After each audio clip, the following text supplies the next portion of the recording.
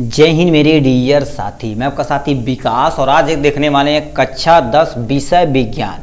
ये चैप्टर का नाम है जैव परक्रम। ठीक है, ये बायो का पहला चैप्टर है। ठीक है, यदि देखा जाए तो ये भी चैप्टर बहुत लेंदी है मगर बहुत ही इंटरेस्टिंग चैप्टर है। इसमें आप पेड़ के बारे में, अपने बारे में सब बढ़िया तरीके से समझेंगे, एकदम अच्छे तरीके से। ठीक है, तो इसको हम आज शुरुआत करने वाले हैं। ठीक है, देखिए बहुत सारा चैप्टर हमने क्या कर दिया है, ठीक, कंप्लीट कर दिया है और आज हम स्टार्ट करने वाले जैव परक्रम। और हर एक सब्जेक्ट जितना भी चैप्टर हम पढ़ा रहे हैं सबका प्लेलिस्ट बना दिए हैं। ठीक है, उसे आप वहाँ से जाके देख सकते हैं इजीली। ठीक है, तो ये आपका पास क्या होगा, जैव परक्रम। ठीक है, तो जैव परक्रम क्या होता है इसके बारे में आप देखने वाले हैं। तो लिखा तुम्हारे पास जैव परक्रम, जिसे इंग्लिश में लाइफ प्रोसेस बोलते हैं। पहले डिफिनेशन समझते हैं तब इसके बारे में कुछ और समझते हैं। जीवों में होने वाली क्रिया को हम क्या बोलते हैं, जैव परक्रम बोलते हैं। कोई भी जीव हो उसके अंदर बहुत सारी क्रियाएं होती हैं, जैसे खाने को खाते हैं, सांस लेते हैं, हृदय का यानी परिवहन करता है, मतलब हमारे किडनी के द्वारा कोई ना कोई चीज़ वेस्टेज निकाला जाता है। ये सब जितनी भी हमारे शरीर के अंदर क्रिया हो रही है वो जैव परक्रम कहलाती है। देखा जाए तो जैव परक्रम देखा जाए दो वर्ड से मिलकर बना हुआ था। पहले देखा जाए तो तुम्हारे पास क्या होता है, जैव, और प्लस में तुम्हारे पास क्या होता है, परक्रम होता है। क्या होता है, जैव परक्रम। जैव वर्ड कहीं भी आए तो समझ लीजिए वो जीव है। ठीक है, किसके बारे में है तुम्हारे पास, एक तुम्हारे पास क्या होगा, जीव हो, वो भी क्या होना चाहिए, जीवित होना चाहिए। ठीक है, जीवित जीवों के अंदर जो भी तुम्हारे पास क्या होती है, क्रिया होती है। ठीक है, जो भी क्रिया होती है उससे क्या बोला जाता है, जैव परक्रम बोला जाता है। अब बार बार हम बोल रहे हैं क्रिया होती, तो क्या, कौन सी क्रिया ऐसे शरीर के अंतर्गत होती है जिसे जैव परक्रम बोलते हैं। जैसे आप, ठीक है, हमारे शरीर के अंदर खाना खाते हैं तो वो बताओ क्या होता है। ठीक है, हमारे अंदर क्या होता है, पोषण होता है। क्या होता है, पोषण होता है, जिसे नॉर्मल भाषा में हम क्या बोलते हैं, पाचन बोलते हैं। हमारे शरीर के अंदर होता है, एक क्रिया होती है, इसी से हमें ऊर्जा मिलती है। ठीक है, जैसे खाना खाए हैं तो बताओ हमारे शरीर के अंदर खाना खा के हम पेट में डाल दिए, उसके बाद उसका पूरा प्रक्रिया होगी। ठीक है, पूरा का प्रक्रिया होगी, उससे का जो भी बढ़िया चीज़ रहेगा उस हमारी बॉडी क्या कर लेगी, सोख लेगी, यानी एब्जॉर्ब कर लेगी। तो हमारे शरीर के अंदर पाचन होता है, मतलब भोज्य पदार्थों को अपने शरीर के अंदर लेते हैं। कोई भी जीव है यदि जीवित है तो जीवित रहने के लिए उसे क्या कर देते हैं, भोजन चाहिए ही चाहिए। ठीक है, तो ये एक प्रक्रिया हो गई। दूसरी प्रक्रिया देखा जाए तो आप सुने होंगे श्वसन, मतलब यदि सांस कोई पर्सन न ले, ठीक है, कोई पर्सन सांस नहीं ले तो अभी क्या हो जाएगा, जीवित नहीं रहेगा। तो ये क्या कर देते हैं, जितने भी जीवित प्राणी होते हैं यही श्वसन करते हैं। ठीक, और देख लिया जाए जीवित प्राणी और क्या करते हैं। जीवित प्राणी देखा जाए तो श्वसन के बाद क्या कर देते हैं, वहन करते हैं। वहन को हम क्या बोलते हैं, इंग्लिश में लिखा जाए तो इसे क्या बोलते हैं, सर्कुलेशन बोलते हैं। क्या बोलते हैं, सर्कुलेशन बोलते हैं। सर्कुलेशन मतलब देखिए हमारे शरीर के अंदर ब्लड है, मतलब एक तरह का समझो पानी है, तो पानी को चलाने के लिए कोई ना कोई मोटर चाहिए। तो हमारे शरीर के अंदर एक मोटर है जिसे हम क्या बोलते हैं, हृदय बोलते हैं। तो हृदय हमारे शरीर के अंदर क्या होगा, एक मोटर की तरह काम करता है। जो भी पाचन से हमें ऊर्जा मिलती है श्वसन के द्वारा, ठीक है, तो उसे क्या करें, एक जगह से दूसरे जगह ट्रांसफर करने के लिए, मतलब भेजने के लिए कोई ना कोई चाहिए, तो हमारे पास वाहन, ये भी हमारे पास प्रक्रिया है। ठीक है, अब बताइए, अब इन सब प्रक्रिया में होने के बाद हमारे शरीर में जो भी क्रिया होगी तो उससे कोई ना कोई खराब चीज निकलेगा। तो हमारे शरीर के अंदर क्या होती है, उत्सर्जन होती है। क्या होती है, उत्सर्जन होती है, जो यहाँ से दिया गया है। तो मतलब हमारे शरीर के अंदर इतनी सारी क्रिया होती, इस क्रिया को ही मिला के क्या बोला जाता है, जैव परक्रम बोला जाता है। एक जीवित प्राणी को ये सब चीज करना कंपलसरी है।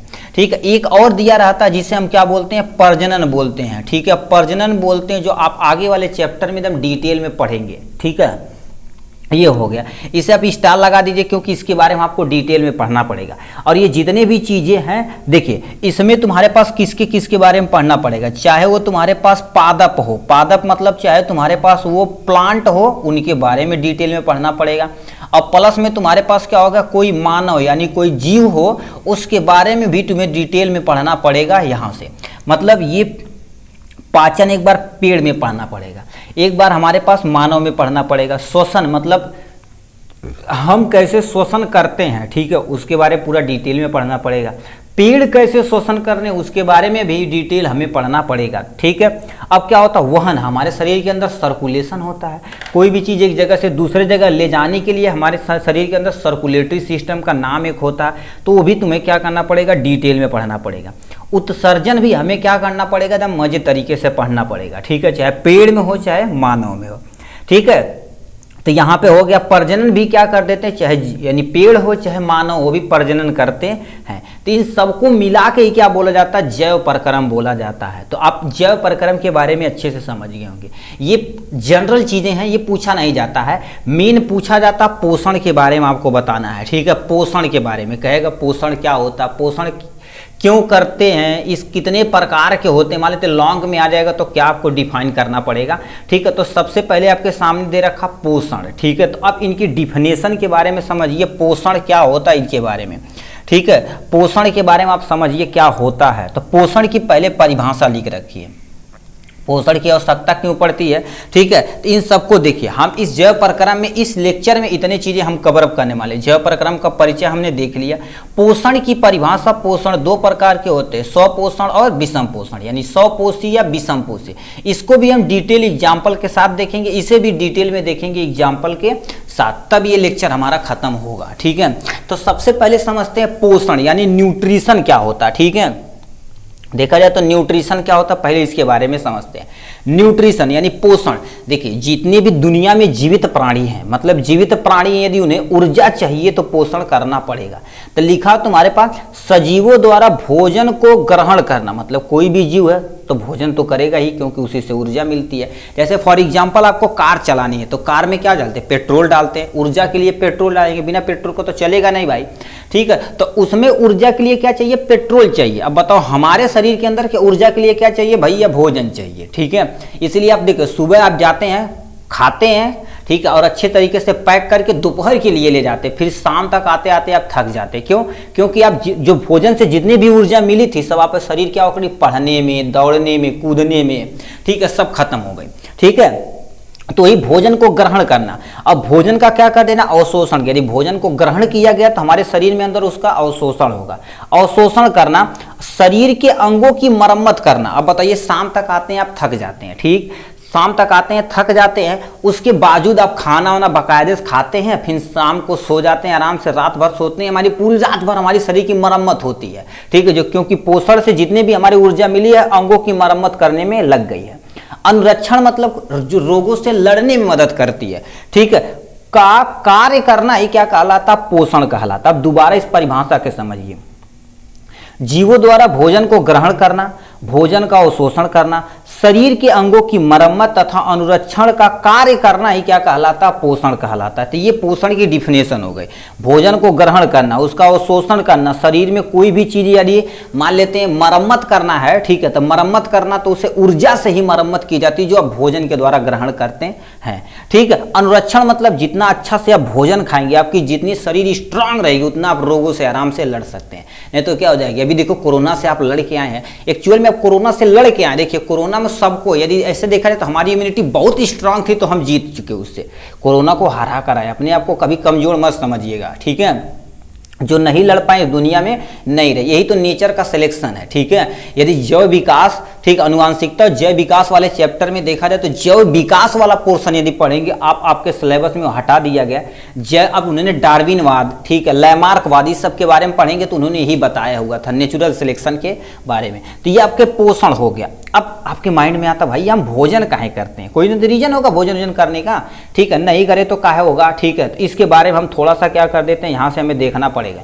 अब भोजन क्यों करते हैं बताइए, भोजन नहीं करेंगे भैया सर ऊर्जा नहीं मिलेगी, एकदम सटीक बात है। देखिए ऊर्जा के लिए हम क्या कर देते हैं, भोजन की आवश्यकता पड़ती है। अब बताइए सुबह से लेके आप शाम तक दौड़ते हैं तो शाम को थक जाते हैं, तो यदि आप भोजन न खाएंगे, ठीक है, भोजन नहीं करेंगे तो आपको ऊर्जा नहीं मिलेगी। तो ऊर्जा यानी पोषण से क्या मिलती है, हमें ऊर्जा मिलती है। तो ये पहली आवश्यकता होती है, ऊर्जा को पूर्ति करने के लिए हम पोषण करते हैं। दूसरा, शरीर की वृद्धि के लिए हम क्या कर देते हैं, ऊर्जा यानी पोषण करते हैं। अब बताइए, शरीर की तुम्हें प्रॉपर वृद्धि करानी है, ठीक, मतलब डेवलपमेंट करना है, तो आप देखिए छोटे बच्चे होते हैं तो उन्हें धीरे धीरे डेवलपमेंट होगा, तभी तो एडल्ट होंगे, ठीक है। तो उसे अच्छे तरीके से यदि पोषण मिलेगा तो अच्छी तरीके से उनकी शरीर डेवलप करेगी। तो शरीर की वृद्धि में भी क्या हो जाता है, पोषण का बहुत बड़ा रोल है। दूसरा, शरीर में टूट फूट की मरम्मत, मान लेते शरीर के अंदर कोई भी टूट फूट हो, क्योंकि आप पढ़े होंगे, ठीक है, पढ़े होंगे क्या बोला जाता है, ठीक है, आरबीसी। अब दो तीन चीजें देख लेते हैं, एक सुने होंगे आरबीसी, एक सुने होंगे डब्ल्यूबीसी। आरबीसी देखा जाए तो 100 से 120 दिन के अंदर क्या हो जाती है, इसकी डेथ हो जाती है। डब्ल्यूबीसी देखा जाए तो 7 से लेकर 10 दिन के अंदर इसकी डेथ हो जाती है। तो ये बताओ, पर डे हमारे शरीर के अंदर लाखों कोशिकाएं मर रही हैं, लाखों कोशिकाएं नया बन रही है। तो इनको मरम्मत करने के लिए क्या करना पड़ेगा, ठीक है, इन्हें मरम्मत करने के लिए हमें क्या करना पड़ेगा, पोषण करना पड़ेगा। तो वही चीज का रखा है, शरीर की टूट फूट करने के लिए हमें क्या करना, पोषण करना पड़ेगा। अब रोगों से प्रतिरक्षा, अब बताइए, आप सही से खाना नहीं खाएंगे तो सुट्टूर हो जाएंगे, ठीक है, मतलब बहुत दुबले पतले हो जाएंगे, कोई बीमारी आएगी, ठीक, आपको मार के तुरंत चली जाएगी। मान लेते बहुत दुबले पतले हैं, कोनो झगड़ा वगड़ा होगा स्कूल में, कोनो दू तमाचा जड़ल कनवा में सुन्न हो जाए, भाग जाइबा, मतलब जब हम स्ट्रांग रहेंगे तो लड़ जाएंगे, ठीक है। तो अब बताइए, उसी तरह से हमारे शरीर के अंदर बहुत सारे बैक्टीरिया पर डे, लाखों बैक्टीरिया अटैक कर रहे हैं, ठीक है, लाखों बैक्टीरिया अटैक कर रहे हैं। तो उसको क्या कर देते हैं, लड़ने के लिए हमें ऊर्जा चाहिए। तो ऊर्जा किससे मिलती है, भोजन से मिलती है। जब भोजन खाएंगे यानी पोषण करेंगे तो हमें रोगों से भी प्रतिरक्षा मिलेगी। इसलिए डॉक्टर कहते हैं, ठीक, अच्छा ये दवाई मल्टीविटामिन, कैल्शियम, ये सब देते हैं ना, ठीक, वो क्या कर देते हैं, रोगों को लड़ने के लिए हमें एक्स्ट्रा एनर्जी देते हैं, ठीक है। तो ये हो जाएगा, तुम्हारे पास क्या हो जाएगा, ऊर्जा की आवश्यकता क्यों पड़ती। तो आपको समझ गए होंगे इतना चीजें। अब देखा जाए तो पोषण क्या होते हैं, दो तरह के होते हैं। पोषण दो तरह के होते हैं। पहला तुम्हारे पास क्या होता है, ठीक है, आपके पास होता है स्वपोषण। स्वपोषण क्या होता है, अब इसको आगे डिटेल में देखेंगे। फिर दे रखा तुम्हारे पास क्या होता है, विषम पोषण क्या होता है, इसको भी हम डिटेल में देखने वाले हैं।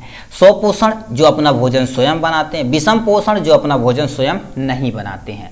तो अब इनकी परिभाषा और क्या होता है, इनके बारे में डिटेल में देखेंगे। इनकी परिभाषा क्या होता है, इसको भी हम डिटेल में देखने वाले हैं, ठीक। चलिए स्टार्ट करते हैं, ठीक। तो आपके सामने ये पहली परिभाषा है, ठीक है, ये पहली परिभाषा जिसे हम क्या बोलते हैं, स्वपोषी। दूसरी परिभाषा आपके सामने विषमपोषी, ठीक है। तो स्वपोषी की परिभाषा समझते हैं, इसके बारे में आपको बता देते हैं। मान लेते 60 नोट आपके आ जाए, स्वपोषी किसे कहते हैं, टिप्पणी लिखिए, ठीक है। तो इसकी परिभाषा और इसका एग्जाम्पल, और उसमें हम कुछ और ऐड करेंगे जो आपको अभी बताने वाले हैं, ठीक है। तो सबसे पहले इसकी परिभाषा समझते हैं, स्वपोषी की होती क्या है, ध्यान से सुनिएगा।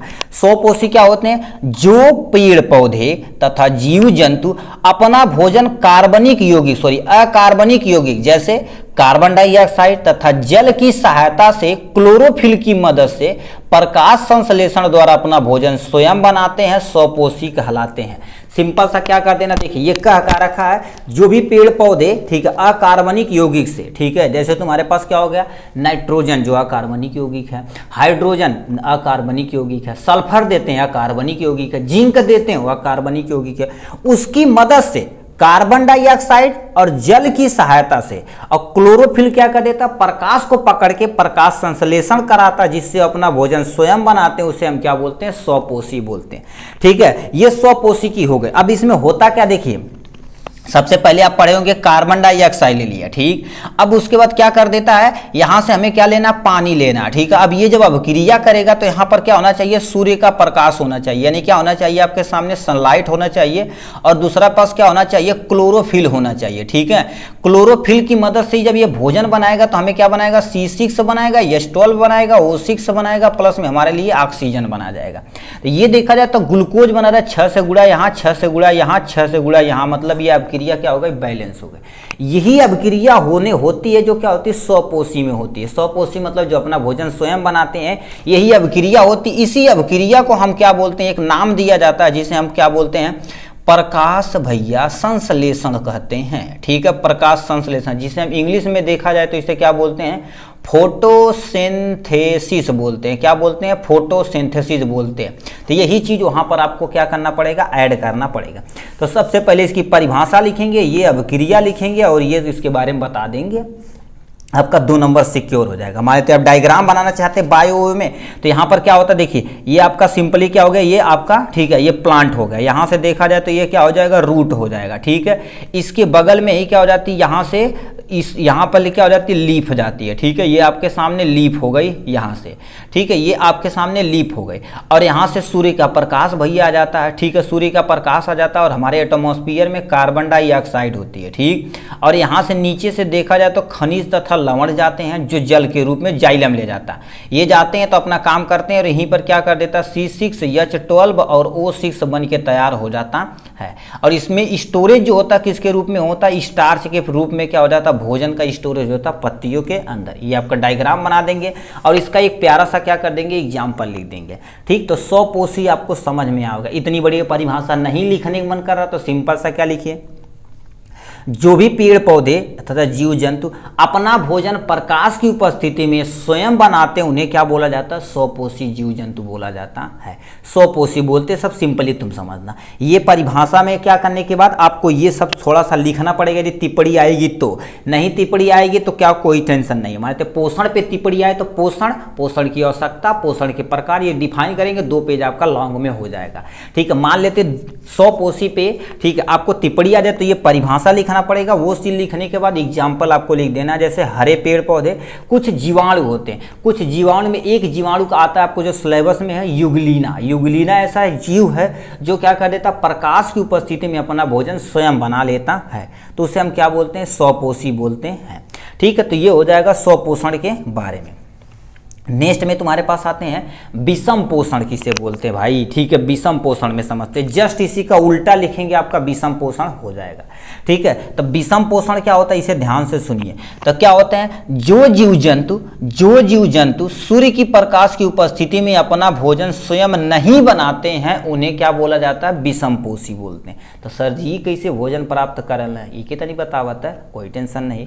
ठीक है, पहले इसे समझिए। जो जीव जंतु सूर्य की प्रकाश की उपस्थिति में अपना भोजन स्वयं नहीं बनाते उन्हें क्या बोला जाता है, विषम पोषी कहते हैं। अतः ये ऊर्जा कहां से पाते हैं, अतः ऊर्जा के लिए प्रत्यक्ष, प्रत्यक्ष मतलब डायरेक्ट, अप्रत्यक्ष यानी इनडायरेक्ट, डायरेक्ट तथा इनडायरेक्ट रूप से पेड़ पौधों पर निर्भर करते हैं उन्हें विषम पोषी कहते हैं।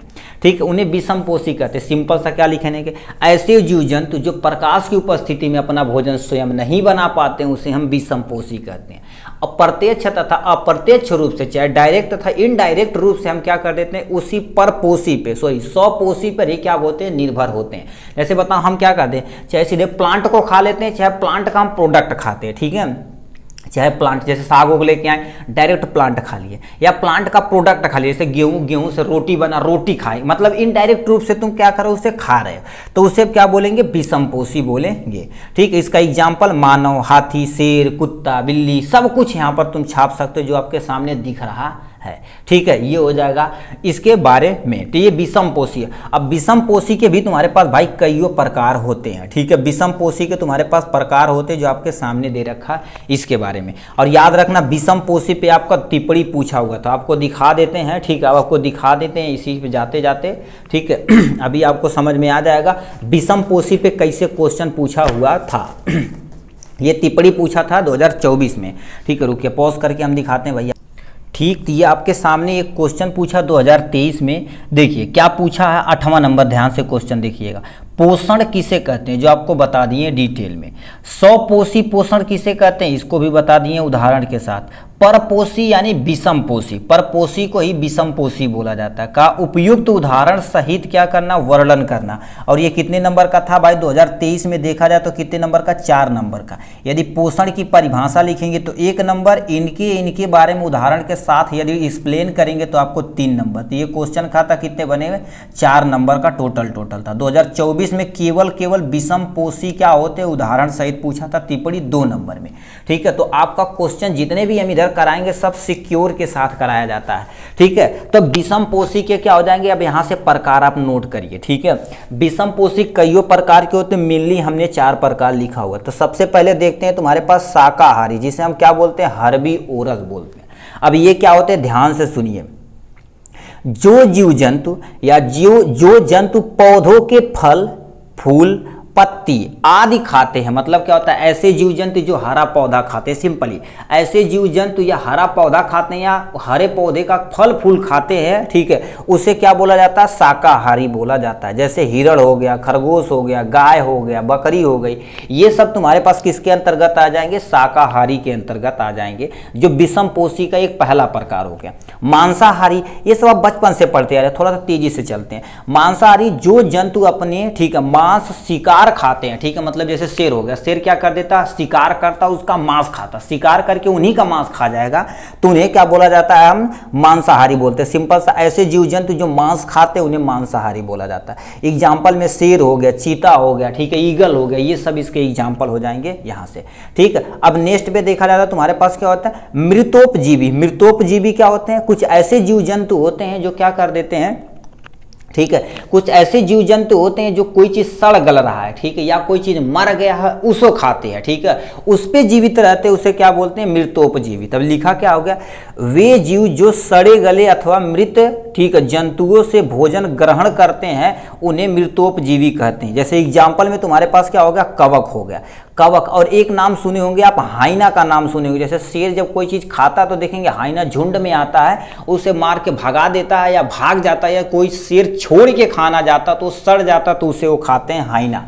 तो ये मृतोपजीवी होते हैं, और कवक इसका सबसे बेस्ट एग्जाम्पल है इसका यहाँ से, ठीक है। विषम पोषी में एक तुम्हारे पास प्रकार है जिसे हम क्या बोलते हैं, परजीवी बोलते हैं। क्या बोलते हैं, परजीवी। अब इसकी परिभाषा सुनिए क्या होते हैं, ऐसे जीव जंतु जो किसी दूसरे शरीर के ऊपर या उसके अंदर रहकर अपना भोजन ग्रहण करते हैं उसे हम परजीवी कहते हैं। दोबारा सुनिए, वे जीव जंतु जो अपना भोजन किसी दूसरे जीव के शरीर के ऊपर या शरीर के अंदर रहकर अपना भोजन ग्रहण करते हैं उसे हम क्या बोलते हैं, परपोषी बोलते हैं। जैसे एग्जाम्पल, आप में सर में क्या होगा, देखेंगे ढीलो पड़ा होगा, जिसे हम लाइस बोलते हैं। क्या बोलते हैं, लाइस बोलते हैं। अब बताइए, हमारे शरीर के ऊपर रह के क्या कर देता है, हमारा जो भी खून रहता है उसे चूस कर अपना काम कर लेता है।